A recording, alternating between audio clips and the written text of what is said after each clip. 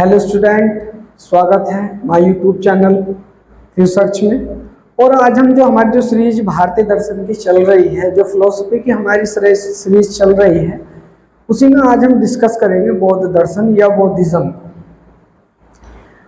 बहुत ही इंटरेस्टिंग या एक रेवोल्यूशनिज्म या एक रेवोल्यूशनरी ये मोमेंट रहा है भारतीय दर्शन में, जितने भी हमारे दर्शन अब तक जो भारतीय दर्शन में जो आस्तिक दर्शन चल रहे थे, इसने बिल्कुल उसको एक तरह से मतलब उस अंधविश्वास को तोड़ने की, बहुत जड़ से उखाड़ फेंकने की इसने कोशिश की। जो लोगों के दिलो दिमाग पर जो अंधविश्वास का पर्दा चढ़ा हुआ था, इसने उस सारे पर्दे को क्या कर दिया, फाड़ कर रख दिया। और ये तो होना ही था, क्योंकि जब एक राजपाट, पूरे राजपाट को ठुकरा देने वाला व्यक्ति जब सन्यासी का जीवन जीता है, तो एक बहुत ही महत्वपूर्ण क्रांति होती है।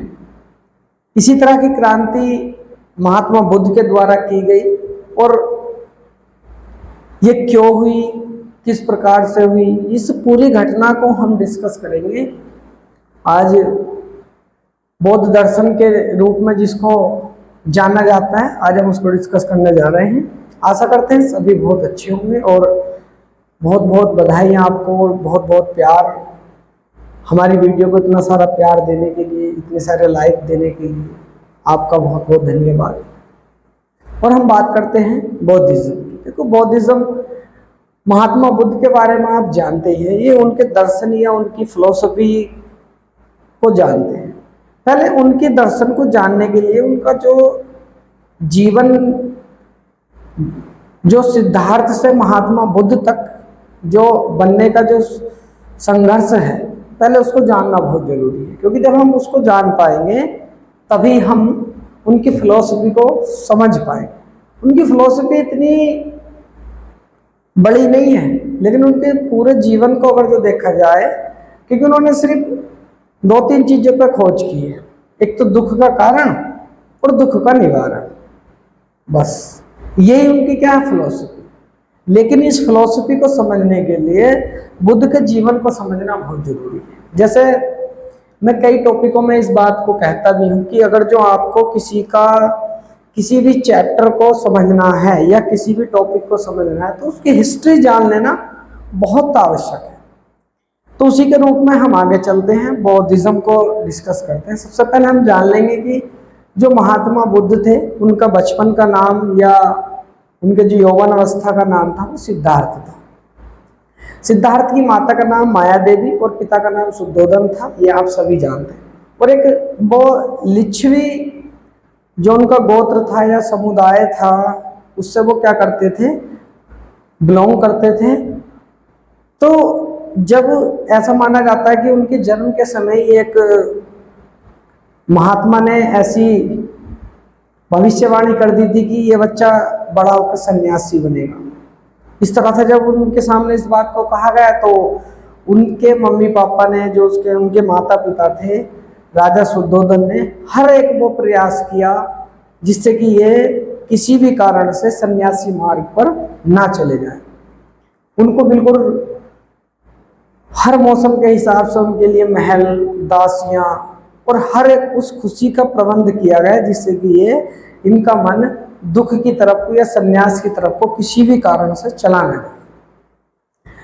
अब ये जब कारण, ये उनको जो पहले से पता था, उन्होंने ये मतलब इन बातों का ध्यान रखा और महात्मा बुद्ध को बचाए रखा। और जब उन्हें लगा कि ये थोड़ा बहुत चिंतित होता दिखाई देता है, तो उन्होंने उससे पहले उनकी शादी कर दी यशोधरा से। विवाहित संबंध के बाद उनके एक पुत्र की प्राप्ति हुई जिसका नाम राहुल था। और उसी प्रकार से उनका जीवन चल तो रहा था, लेकिन वो जब नगर में घूमने गए, ऐसा माना जाता है कि उनके सामने 4 दृश्य ऐसे हुए जिससे उन 4 दृश्यों ने पूरे बौद्ध दर्शन का उदय कर दिया। और उन्हीं 4 दृश्यों की वजह से महात्मा बुद्ध को गृह त्याग की जो घटना है वो उनके साथ हुई। उन्होंने इतना दुखी कर दिया उन घटनाओं ने कि ऐसा क्यों है, कैसे है। वो उनकी खोज में फिर उन्होंने अपना घर भी क्या कर दिया, त्याग दिया। अब एक घटनाएं कौन कौन सी हैं उनको जान ली। जैसे 4 घटनाएं उसमें मानी जाती है। जैसे उन्होंने जब भी अपने जो उनके साथ में, जैसे इस समय पर पीए वगैरह होता है, सेक्रेटरी वगैरह होते हैं, तो उनका जो उनके साथ जो सेना वगैरह रहती थी, जो एक गाइड के तौर पे आप मान सकते हैं, जो उनके साथ में था, तो उसको लेकर के वो नगर को घूमने चले गए। और जब उनके पिता को इस बात का पता चला कि वो नगर को में घूमने के लिए जा रहे हैं, तो उन्होंने पूरे नगर को सजा दिया और जहां जहां वो गए बहुत अच्छे से मतलब कर देते थे। लेकिन उस बार क्या हुआ, सारा, क्योंकि बहुत सारी चीजें ऐसी होती हैं, आप कुछ भी कर लो, कितना भी कर लो, लेकिन कुछ चीजों को आप छुपा नहीं सकते। जैसे अब जब वे घूमने गए नगर में, तो उन्होंने सबसे पहले एक बूढ़े व्यक्ति को देखा। बूढ़ा व्यक्ति जिसको बौद्ध दर्शन में या उस समय पर जरा के नाम से हम जानते हैं, उन्होंने एक जरा व्यक्ति को देखा या बूढ़े व्यक्ति को देखा। तो उन्होंने कहा कि ये व्यक्ति जो लाठी टेक कर चल रहा है, वो क्यों चल रहा है और ये इतना दुखी क्यों है। उन्होंने उससे पूछा, अपने गाइड आप बोल सकते हैं या पीए वगैरह आप बोल सकते हैं जो आज के समय में होता है। उन्होंने उनको समझाया कि ये जो व्यक्ति जो बूढ़ा है, ये जो चल रहा है, ये अपने बुढ़ापे के कारण चल रहा है और ये एक दिन सभी को आना है। यानी कि मुझे भी आएगा, हाँ आपको भी आएगा। तो ठीक है। फिर उसके बाद में तो वो उनका मन थोड़ा चिंतित हुआ। फिर वो आगे चले तो फिर उन्होंने एक रोगी व्यक्ति को देखा। जब रोगी व्यक्ति को देखा तो बोला कि ये क्यों शोर मचा रहा है इस प्रकार से।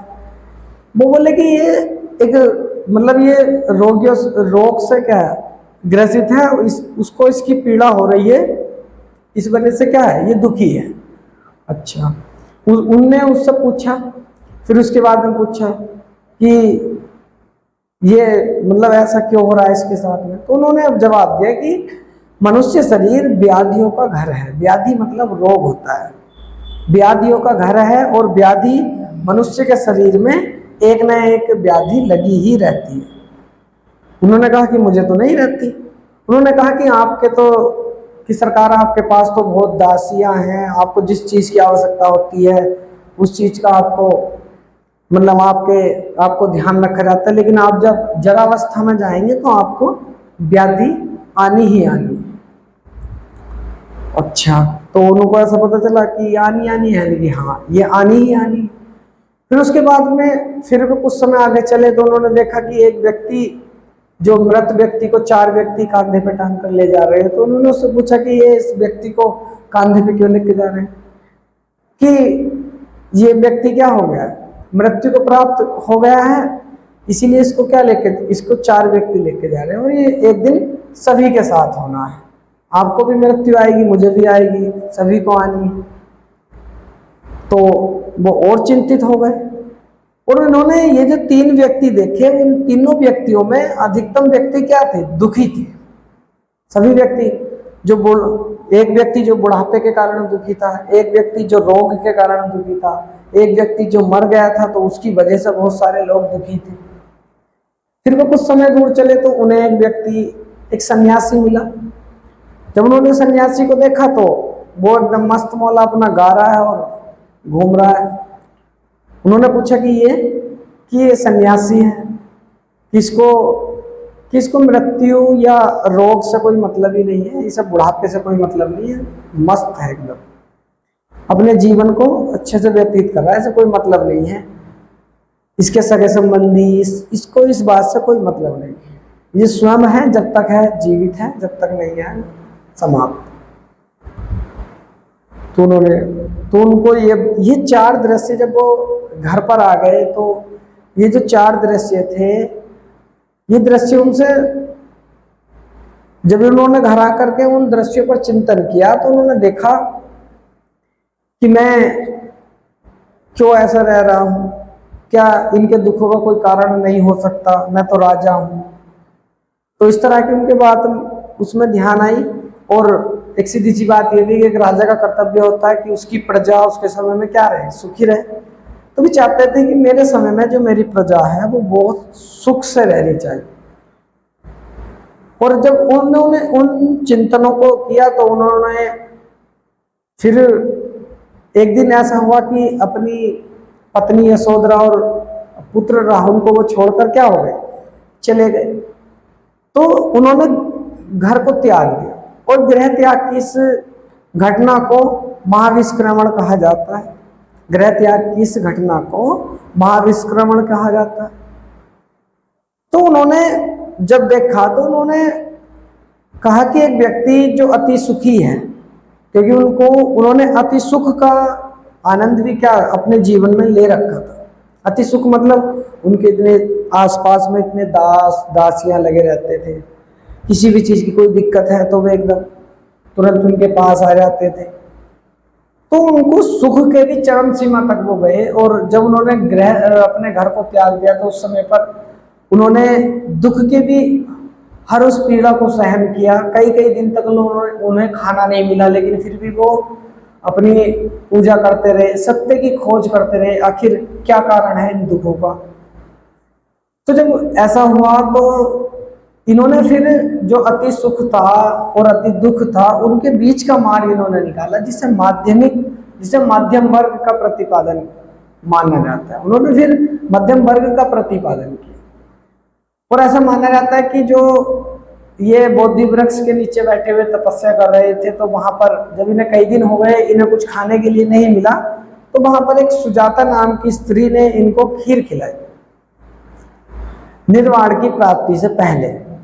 तो जब ऐसा खिलाई तो इनके एक पंचवर्गीय भिक्षु यानी कि इनके साथ 5 लोग और थे। तो उन्होंने कहा कि हमारे गुरु तो कह रहे थे कि स्त्रियों से दूर रहना चाहिए इस तरह से, और मतलब इस तरह की बातें वो करने लगे। लेकिन उन्होंने भोजन तो किया, जो महात्मा बुद्ध थे उन्होंने भोजन तो कर लिया, वो खीर खा ली। लेकिन फिर जब उन्हें ऐसा पता चला तो फिर कि उनके जो साथ वाले हैं वो त्याग कर चले गए हैं, तो फिर वो वहीं पर क्या करते रहे। तो कुछ समय पश्चात लगभग 29 वर्ष की अवस्था उनकी उस समय पर थी। तो 29 वर्ष की अवस्था तक फिर उनके बाद में उन्हें बोधि वृक्ष के नीचे ज्ञान की प्राप्ति हुई। और ज्ञान की प्राप्ति की घटना को निर्वाण कहा जाता है। और फिर उन्होंने 7 हफ्तों तक और 7 अलग अलग जगहों पर जो ज्ञान उन्हें प्राप्त हुआ था उस ज्ञान को क्या किया, उसका रिविजन किया, उसको रिवाइज करते रहे कि हाँ क्या वास्तव में ये है। उन्होंने अपने आप से प्रश्न किए और वो अपने आप से उनके उत्तर दिए। और जब वो अपने आप को संपूर्ण रूप से संतुष्ट कर पाए तब वो वहां से फिर निकले। और फिर जो उनके जो पंचवर्गीय या उनके जो पंचवर्गीय भिक्षु थे जो उन्हें छोड़कर चले गए थे, फिर वो उनके पास गए। तो जैसे जैसे वो उनके पास जा रहे थे उन्होंने देखा कि वो आ रहे हैं, उन्होंने कहा कि हम इनको मारेंगे, ये है वो है, मतलब उनके मन में घृणा का वो हो रहा था उन्हें देख के। लेकिन जैसे जैसे महात्मा बुद्ध उनके पास आ रहे थे तो वे थोड़े नर्म होते जा रहे थे, क्योंकि उस समय पर उनको ज्ञान की प्राप्ति हो चुकी थी। और ज्ञान की प्राप्ति होने से उनके जो चेहरे में तेज उत्पन्न हो गया था, जिससे वो भी जो पंचवर्गीय भिक्षु थे वो भी क्या हो गए, वो भी एक प्रकार से भावुक से होने लगे। फिर उन्होंने जब वो सारनाथ में आए तो सबसे पहले उन्होंने उन पंचवर्गीय या उन 5 भिक्षुओं को, जो पंचवर्गीय भिक्षु थे, सबसे पहले उनको क्या दिया, इन्होंने ज्ञान दिया, जिसको हम प्रथम उपदेश के नाम से जानते हैं और जो उन्होंने सारनाथ में दिया था। और इसको धम्म चक्र प्रवर्तन के नाम से भी जाना जाता है। यानी कि इस धम्म का, इस चक्र का, इस पूरे चक्रण का उन्होंने क्या कर दिया था, आरंभ कर दिया था। ज्ञान की एक तरह से धारा बहानी उन्होंने शुरू कर दी थी। और लगभग 45 वर्षों तक जो इनके जो साथ के जो व्यक्ति थे, जो पंच भिक्षु थे, फिर उन्होंने एक दूसरे को ज्ञान देना शुरू कर दिया। और इस तरह से उन्होंने 45 वर्षों तक लगभग भारत देश से भी बाहर जाकर क्या किया, बौद्ध धर्म का प्रचार किया। अब बौद्ध धर्म का प्रचार ये था कि ये जहाँ भी रहते थे वहाँ पूछते थे कि क्या जो वेदों में वाक्य लिखे हुए हैं क्या वे आपकी समझ में आते हैं। जो वहाँ पर जो व्यक्ति होते थे उस समय पर जो गांव गांव जाकर ये प्रचार करते थे तो उन सब पूछते थे क्या जो वेद में लिखा हुआ है वो आपकी समझ में आता है। जब आपकी समझ में नहीं आता तो आप उस पर कैसे यकीन कर लेते हो। जब आप उसका अर्थ नहीं निकाल पाते तो उन्होंने जो पंडितों द्वारा जो ब्राह्मणों द्वारा जो आडंबर चलाए जा रहे थे किसी भी चीज का अर्थ अपने शब्दों में बताना, तो उस आडंबर को उन्होंने खत्म किया कि हाँ ये बात तो ठीक है, हमारे तो कुछ समझ में नहीं आता, तो फिर आप उस पर विश्वास क्यों कर रहे हो। तो इस तरह से उन्होंने एक क्रांति पूरे विश्व में पूरी क्रांति ला दी बौद्ध दर्शन को लेकर। क्योंकि भारत में तो बहुत कम है आज भी बौद्ध जो बौद्धिस्ट लोग हैं, लेकिन भूटान, नेपाल, चीन वगैरह में जो बौद्ध दर्शन है वो बहुत, जापान तक बौद्ध दर्शन बहुत फला फूला और आज भी फल फूल रहा है। तो इस तरह से उन्होंने, उनका जो मेन उद्देश्य था वो था बहुजन हिताय और बहुजन सुखाय, यानी कि बहुजन का हित करो। और बहुजन का मतलब ऐसा नहीं कि किसी भी एक पर्टिकुलर पार्टी या पर्टिकुलर कास्ट का सिस्टम था।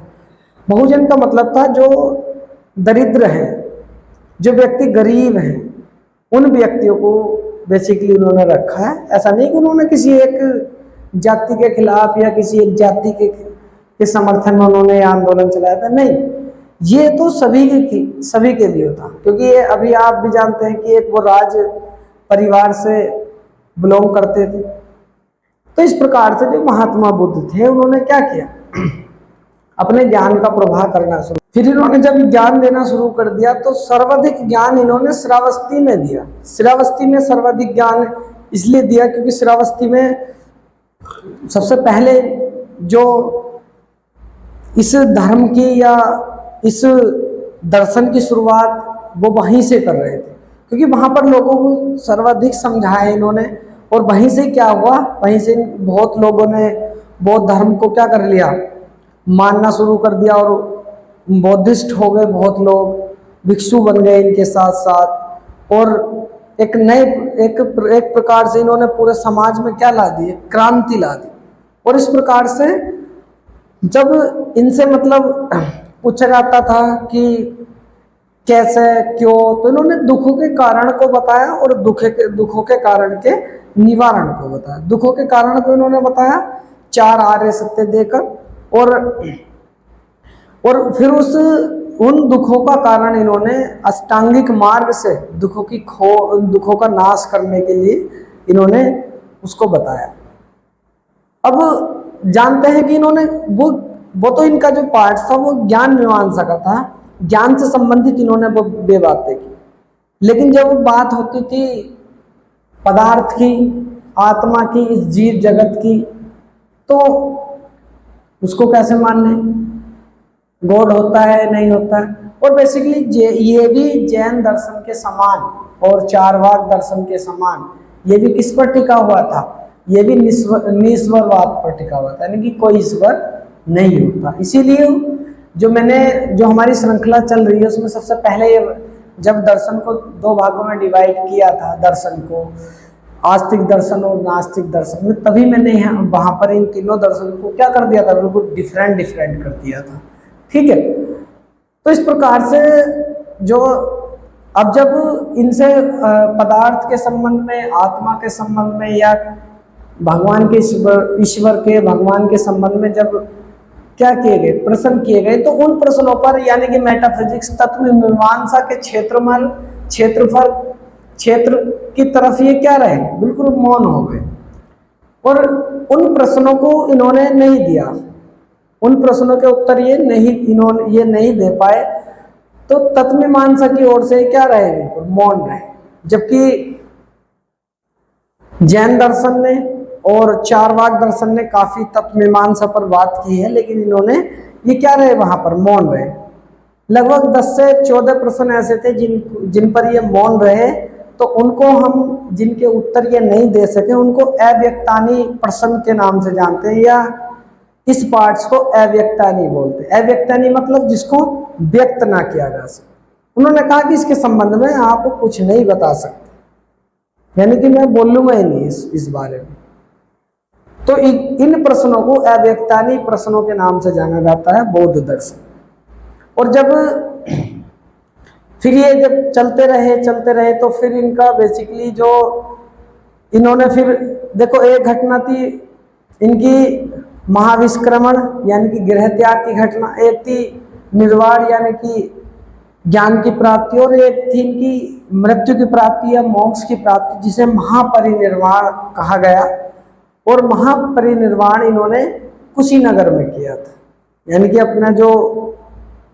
अपनी एक प्रकार से जो आत्मा इन्होंने क्या कर दिया था, अपने शरीर से अलग कर दी थी, तो उसको क्या कहा गया, महापरिनिर्वाण कहा गया, यानी कि मोक्ष की प्राप्ति इनको हो गई थी कुशीनगर में।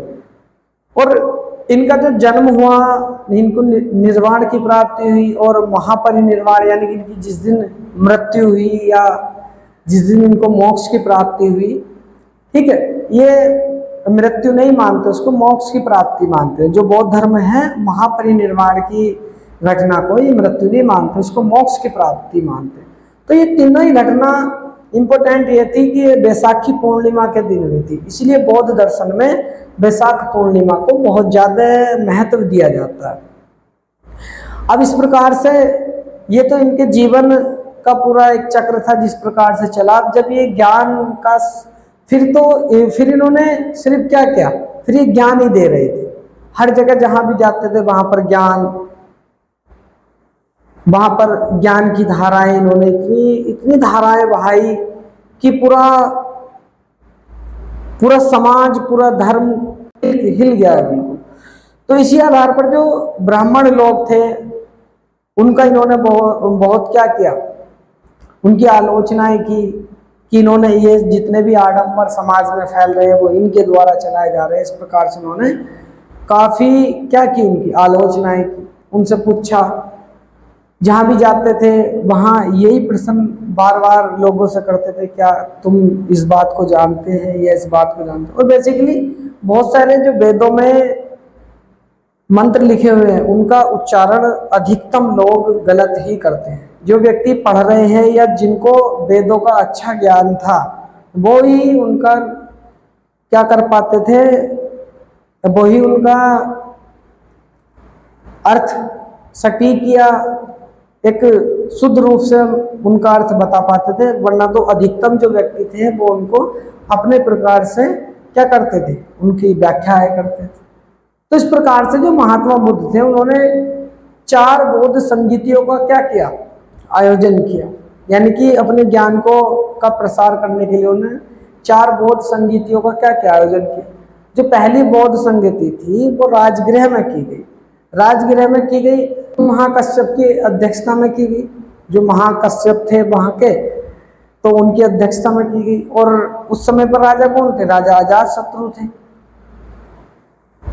और ये जो बौद्ध संगति की गई थी सर्पिक गुफा में की गई, सर्पिक गुफा में, जो पहली बौद्ध संगति जो राजगृह में की गई थी। जो महाकश्यप क्या थे, उसके अध्यक्ष थे, और अजातशत्रु क्या थे, उस समय पर वहां के राजा थे। तो बौद्ध संगति का भी मतलब यही था कि जो बौद्ध धर्म था उसका प्रचार करना, उसका प्रसार करना इनका मेन उद्देश्य था। और बेसिकली इनका जो उद्देश्य ये भी था कि बहुजन को खोजो और उनकी रक्षा करो, इनका जो उद्देश्य था वो यही था। फिर दूसरा इन्होंने जो बौद्ध संगति की तो वो इन्होंने वैशाली में की। उस समय पर कालाशोक उस वहाँ के राजा थे, और रेवत ने क्या की थी, इस बौद्ध संगति की अध्यक्षता की थी। उसके बाद में इन्होंने जो तीसरी बौद्ध संगति थी वो इन्होंने पाटलिपुत्र में की, और लास्ट जो चौथी बौद्ध संगति थी वो इन्होंने कहाँ की, संगति मतलब बैठक या मीटिंग से उसका तात्पर्य था। तो चौथी इन्होंने पाटलिपुत्र में की थी। अब तीसरी और चौथी इन्होंने की थी कुशीनगर में। तो जो तीसरी इन्होंने पाटलिपुत्र में की थी तो वहां पर अशोक सम्राट के समय में की थी। और सबसे मेन जो बौद्ध संगति में आती है वो आपकी पाटलिपुत्र वाली आती है, जो अशोक सम्राट के उसमें की समय में की थी। और उस समय पर जो राजा अशोक थे उन्होंने भी क्या कर लिया था, बौद्ध धर्म को, मतलब बौद्ध धर्म ग्रहण कर लिया था उन्होंने। तो जो अब उस समय पर जो अशोक के समय में जो बौद्ध संगति की गई थी पाटलिपुत्र में, तो वहां पर क्या था, जो मोगलीपुत्र तीस्थ थे उन्होंने, उनकी अध्यक्षता में वो की गई थी। अब उन्होंने उस समय पर क्या किया, जो बौद्ध दर्शन था उसको क्या कर दिया गया, उनको 3 पिटकों के रूप में बांट दिया, यानी कि 3, एक प्रकार से 3 भागों में उन्होंने डिवाइड कर दिया। पहला था शुद्ध पिटक। शुद्ध पिटक का मतलब था, शुद्ध पिटक का मतलब था जिसमें मौखिक ज्ञान दिया जाता था, जो जा जाकर उसका प्रचार किया जाता था। तो वो आपका क्या था, एक शुद्ध पिटक के रूप में उसको, यानी कि जो ज्ञान हम मौखिक रूप से दे सकते हैं उस ज्ञान को किस में रखा गया, शुद्ध पिटक में रखा गया।